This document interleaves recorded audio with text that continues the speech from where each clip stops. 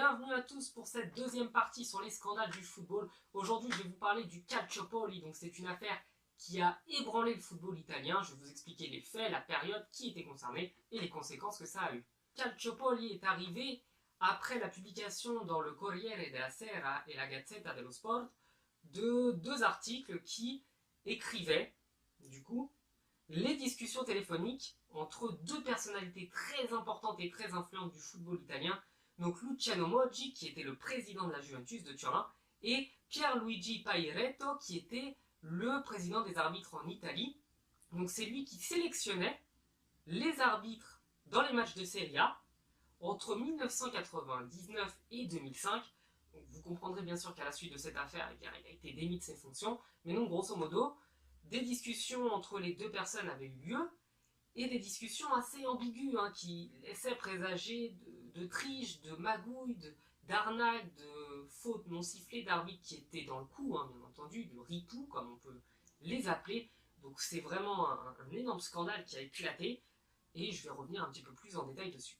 Bon, je vous ai dit que c'était le président de la Juve qui était impliqué, mais en réalité, il y avait également le président de la Fiorentina, de la Lazio, et également du Milan AC qui était concerné. Donc 4 clubs de Serie A étaient impliqués dans ce vrai scandale.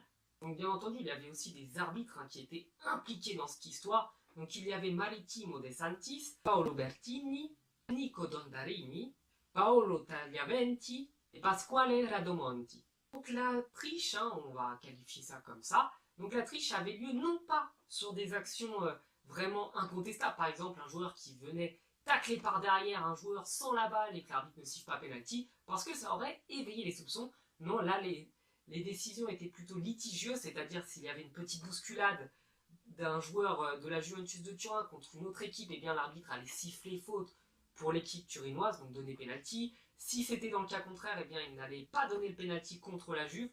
Donc ce sont vraiment des faits de triche très intelligents qui n'ont pas éveillé les soupçons jusqu'à la publication des coups de téléphonique, donc en 2004, ordonnés par la justice italienne.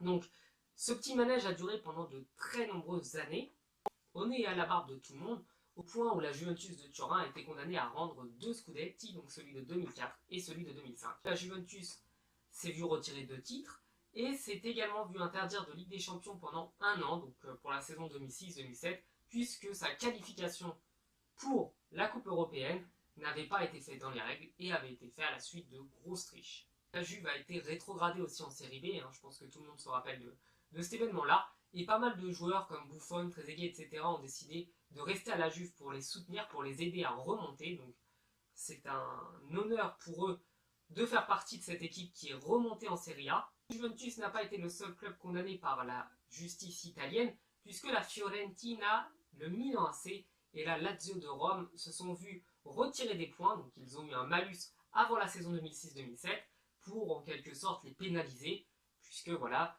eux aussi étaient impliqués dans cette affaire de match truqué. Par conséquent, la Fiorentina ainsi que le Milan AC et la Lazio se sont vus aussi interdire de Coupe d'Europe, donc tout à fait légitime, puisque ça aurait vraiment donné une très mauvaise image d'eux auprès du public européen et qu'on voulait absolument avoir en Europe des équipes qui se sont qualifiées à la régulière.